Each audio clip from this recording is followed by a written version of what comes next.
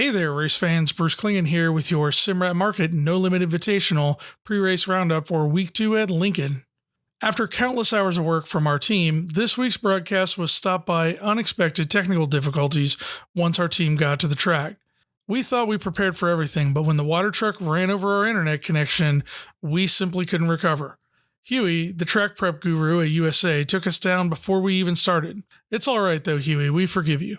But next time, put that tube of Pringles down while you're driving around our equipment. ESRN will be back for round 2 at Lincoln on 10/20 at 9 p.m. Eastern. We've also provided post-race coverage already available on our YouTube channel for all of the round 1 events. Could Gunnar Harris put on a more dominant performance at USA? Well, yeah, but not by much. He racked up every bonus point you could possibly earn except for passing the most cars, which is hard to do when you're starting up front. There was tight racing throughout the pack, though, with notable top 10 finishes for Division II drivers Chad Griggs, Steven Stewart, and Josh Whiteman. An impressive qualifying run from Josh Borowski in Division III beat out several Division I drivers, including some of his own teammates. An often underestimated part of the evening, qualifying, remember, is the only time where you can pass the whole field in one lap. Mechanical trouble plagued a couple of drivers, with Justin Sherman and Richard Obermeyer never making it out on the track after hot laps with engine and power steering problems respectively. Those are tough breaks and really show how important it is for your team to be prepared to get you back on the track when the unexpected happens. Now on to Lincoln, this week's house driver, Jeremy Weigel, an SSR Elite veteran who you can never count out. While Jeremy's name isn't the most well-known on the sprint car scene, he's a National Auto Racing Club champion in the car and has served a critical role in SSR for as long as I can remember.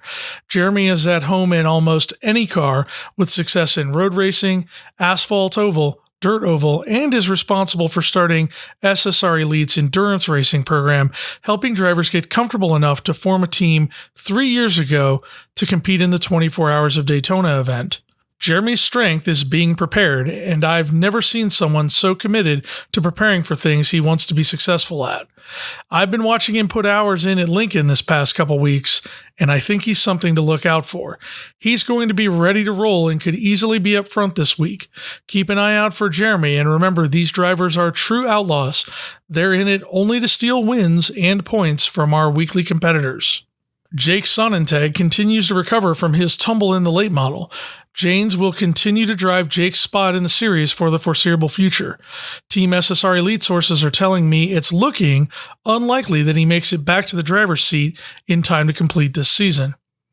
We're all hoping this isn't true and he gets back before the season is over.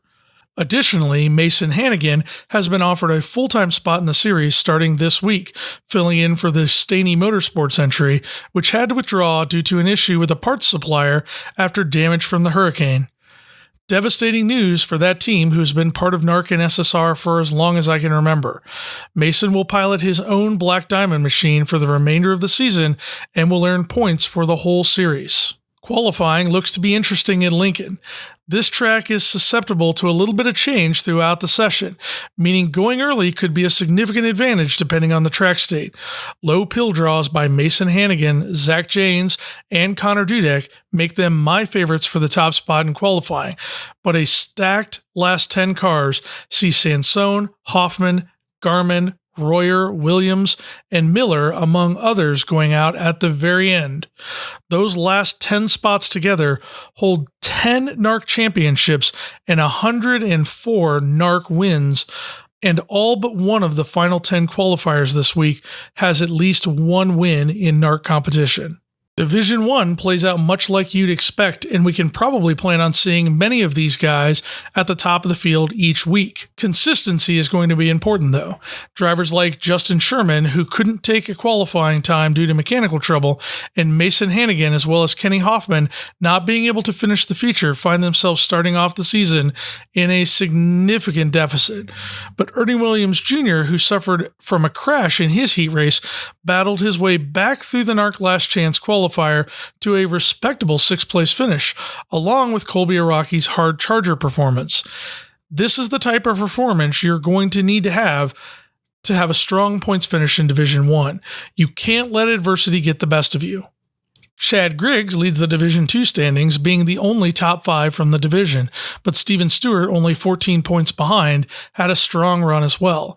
In Division 2, it's looking like it's going to be a slugfest, and the key might be just putting as many Division 1 drivers behind you as possible. Points being earned based on finishing position and not division finishing position means there's still a benefit to race for every position out there, even outside of your division. This will be the battle to watch as we get more races in for the season. Jeremy Christensen leads Division 3, but the top 3 are only separated by 3 points, with Reese Reimers and Christopher Lynn both tied for second. It's already looking like the name of the game for Division 3 could be transferring to the feature. These drivers are competing against some of the best in iRacing in this discipline, so knowing when and where to push could make or break your ability to score points.